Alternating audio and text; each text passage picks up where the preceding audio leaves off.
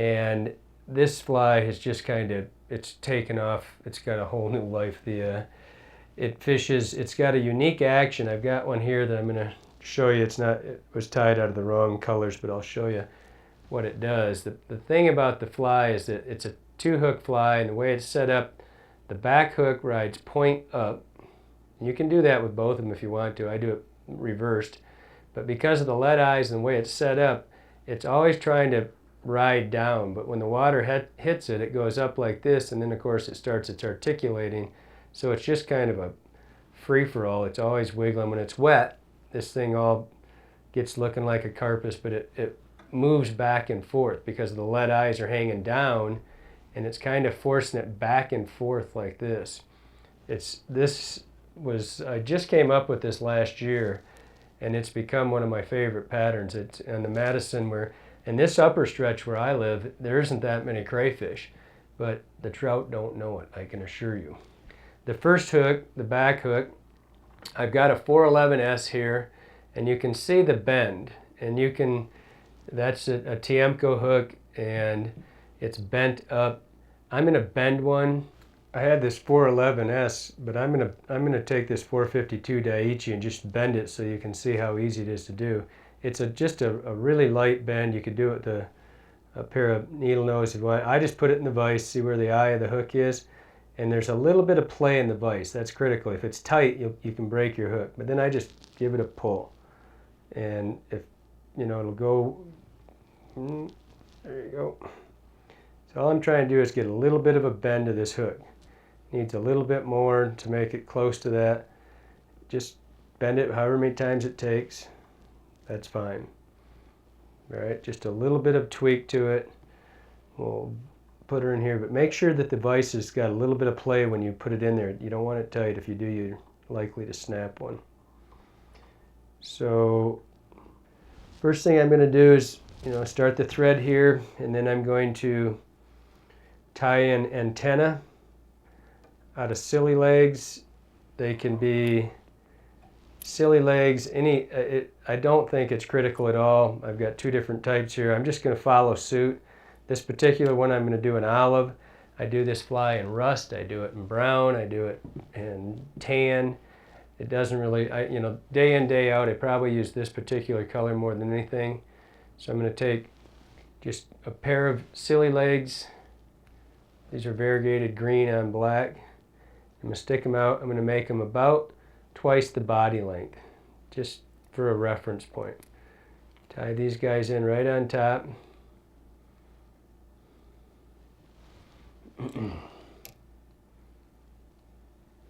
Now I'm going to take some olive deer hair. I'm going to take the tips.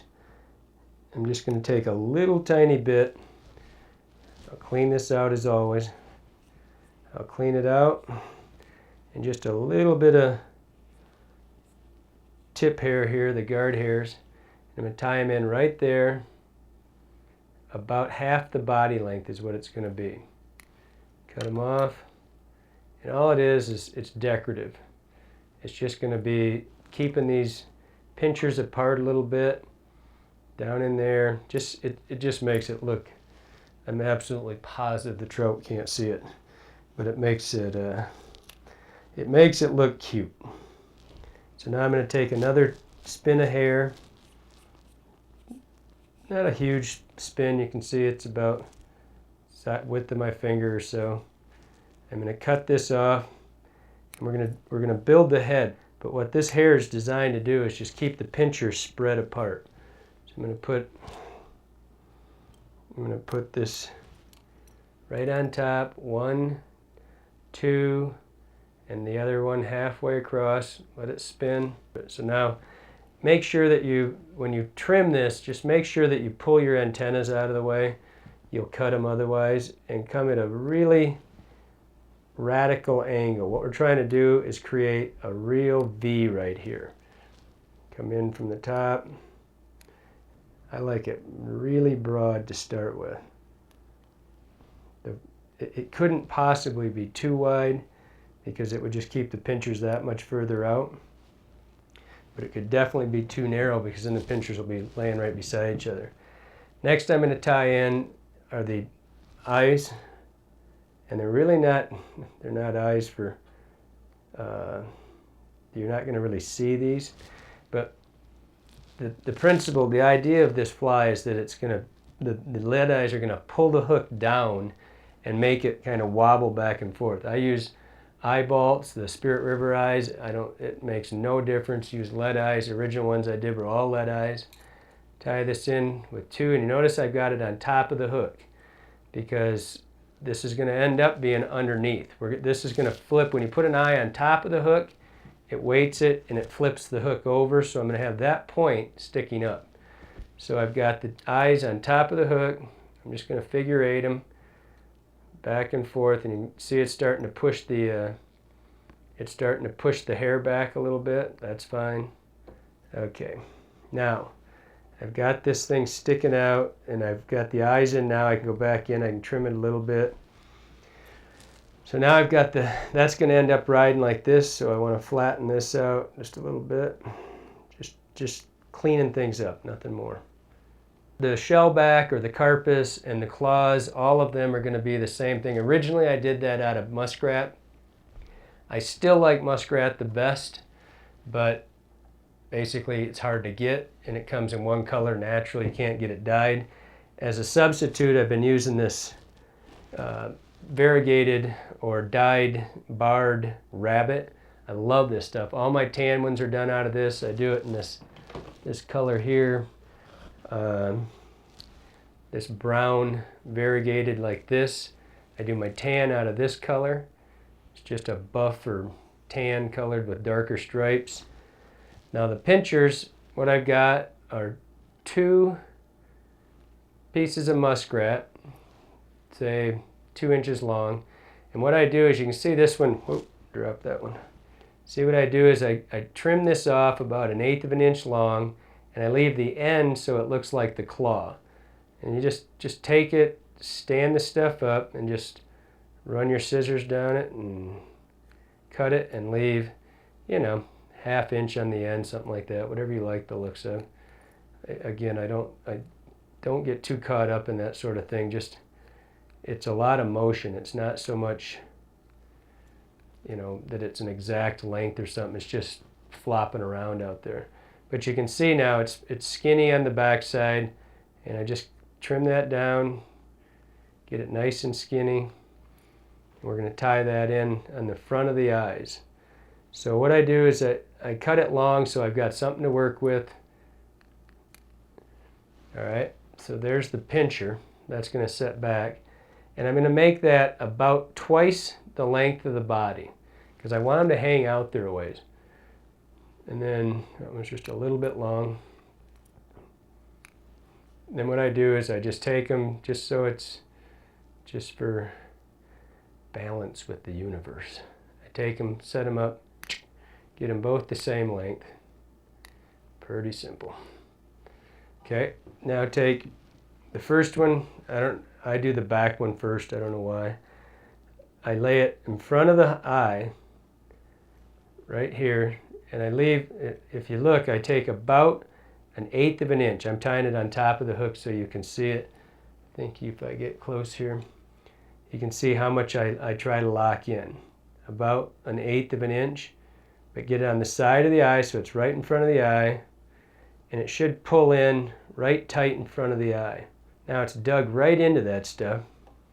Take it to this side. There's a piece of it. Same thing. See, I get about 1/8 of an inch. You just don't want it to obstruct the eye.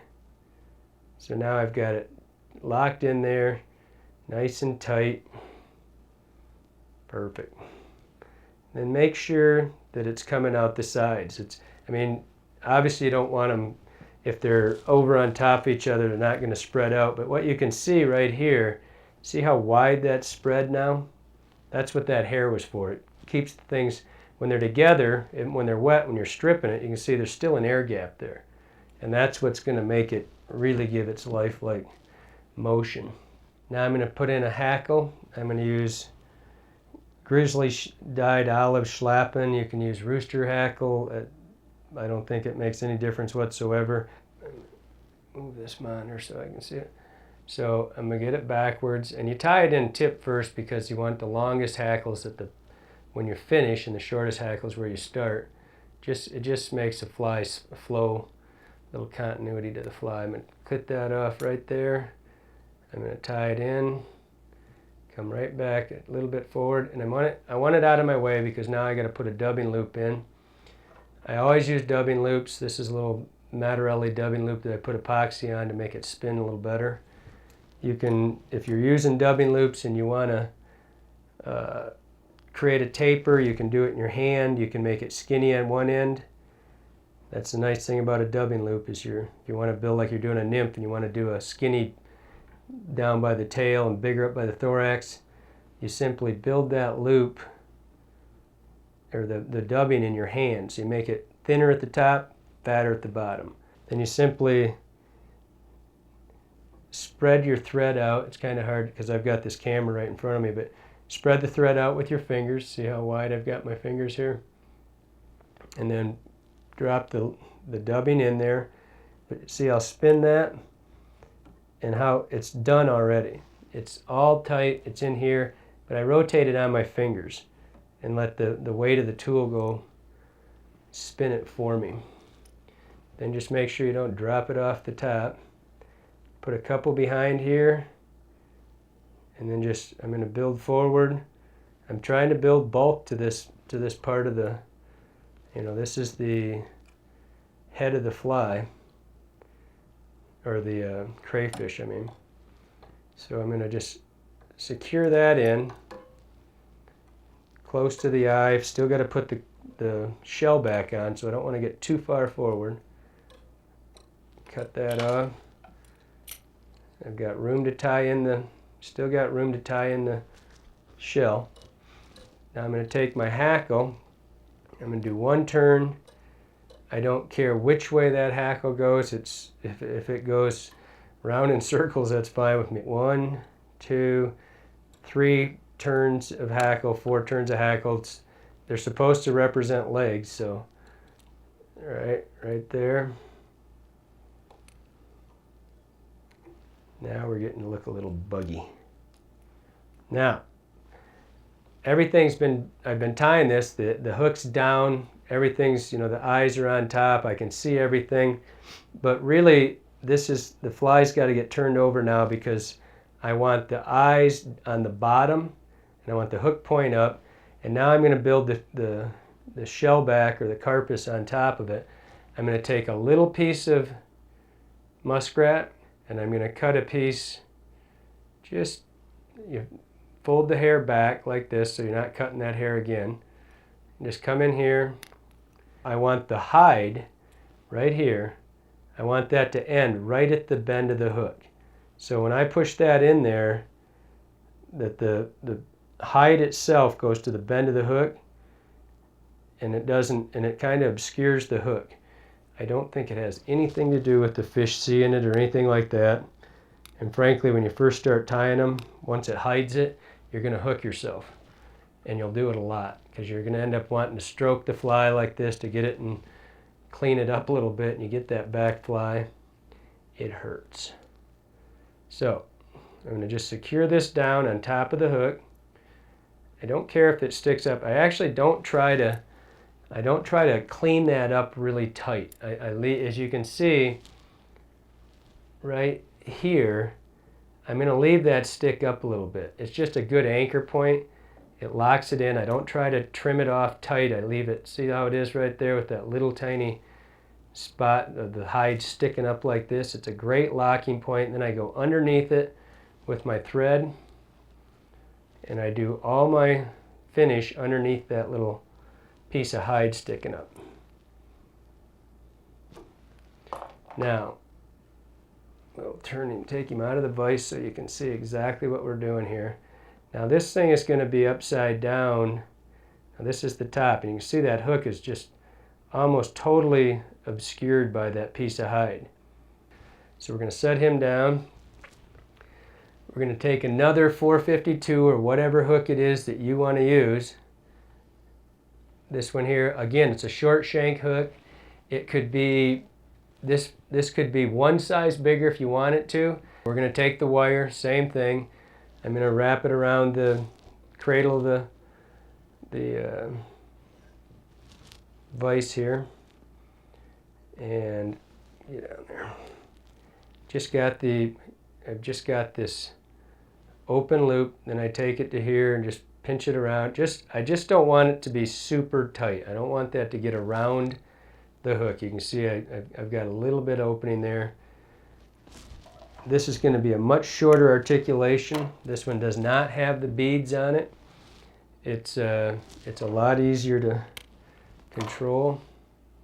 So I'm going to take my wire, feed it through, get this so it's, and we're going to put it on the side like this, but this one is going to be tight. I don't want it to be hanging back 3/4 of an inch or an inch or anything. I want it so when it's hanging, that it's just touching, when it hangs straight down behind the front hook, that it hangs almost right behind it. I actually tie it just a little bit going towards the bend of the hook. In other words, I don't care if it rides around the bend down here. I don't, if it sticks straight out, that's fine. Just checking it for length, and you can see it's the end of the eye of the hook right here should be right at the bend of the shank right here. So everything's kind of in line. But again, it's really critical that loop. I want the loop off to the side so it's straight up and down, right over top of the hook. Perfect.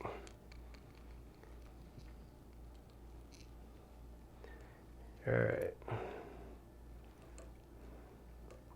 Now you can see if I take that out of the hook, it hangs straight down. You see it's hanging right flush with the back of the hook. Just down right there. Now on the front one, I've got it tied in. It's really clean now. Everything's right with the world. It's hanging right where it belongs. Now I'm going to do, if you've seen the first DVD, the time when we did the traditional crayfish, and we're going to tie the carpus in. It's going to be another short piece on this one, but I cut it a little longer than I need just so I can get a hold of it and work with it, because we're going to end up wanting it like this. So we're going to flip it upside down, get it out of our way. I'm going to trim that just a little bit. It's a little thicker than I want it. Okay, and I'm going to tie that in upside down, right on top so it's flush with the hook, and then when I pull that forward, you see it's going to lay back as it should. So now we're going to wrap that back just a little bit. And now that hackle that I told you before that I saved, I'm going to take, and I've already stripped off this little bit of the fuzzy shaft, the after shaft there, and I'm going to tie this in same way I always do. I'm going to tie it underneath, shiny side forward, keeping the hackle right there. All this does, this is not necessarily legs or anything else. Basically all this hackle does is finish the fly. It makes it, when it's viewed from underneath, the legs kind of all hang down. It covers up the articulated, the connection, the articulation itself a little bit. 3-4 turns here of just really thick, heavy, webbed hackle of any sort. You could use just about anything you want. Now we're just going to do the same thing with the dubbing loop. Separate it with your fingers. Go in here. Again, I don't use dubbing wax. I like being able to move it around. I dropped some, so I'm going to spread this one, add some more to it. Simple, it's just sitting there, and put it right in there. Catch around there, nice and fuzzy. And now I got to get out of this guy's way. Now I'm just going to build a little bit of a thicker body here. Got a little bit ahead of myself. There. Leaving myself space to tie off that muskrat when I bring it forward. A nice green, thick abdomen. Now I'm going to pull this over, making sure see how it's all connected now? It all looks like one fly. I'm going to come in here and I'm going to pull this hair so that I don't want to tie that hair. I want this hair to stay up here. You can see where I'm tying in right here. I've got the hair pulled tight. Catch it with both fingers here. Come in. Always double check everything. 1, 2, right on top. It moved on me a little bit, so just manhandle it. Cinch it down. Now I'm going to come underneath the hook again. Catching underneath it. Leave all that there. Oops, I slid off a little bit. Okay. Give it a double whip because I slid off it a little bit. Lock it in. Cut your thread off. And then when I leave this totally covers the eye of the hook, because if you look at a crayfish tail, when they swim, they've got a little scooper on the back, and it just kind of gives it a little more natural look to me. If I've got that there, I just trim the edges a little bit, and I think it looks more like a real one. Now the fly is done. You can see the eye is still there. It's easy to get your line back in there, but I leave that there. But what you can see is now, this is where I always hook myself, because I can't help but want to make that shellback or the carpus look like an actual crayfish. But you can see underneath here how that tying in this front, get this fuzz out of the way, tying in that schlappen hackle right here, it's just kind of all blending together. It's kind of wrapped around the hook right now, but it kind of ties it in. You can see the belly. I like that fuzzy scud dub underneath there. It gets wet and it looks real lifelike underneath it. And you can see that the carpus starts to go to a point. This hair does. When it gets wet, this fly that goes together to a point, and then these pinchers are going to sit out to the side. But what the key is that it does this. Because those eyes are on the bottom, forcing it down like that, every time you pull it, because it's going to want to straighten back up because you're pulling it like this, it can't really upright itself, so it wiggles back and forth like that. And it's just been a killer for me. I mean, the biggest rainbow, I got a 24-inch rainbow last year. It was 3 inches bigger than any fish I caught all year, and I caught it on this thing the first day I tied it.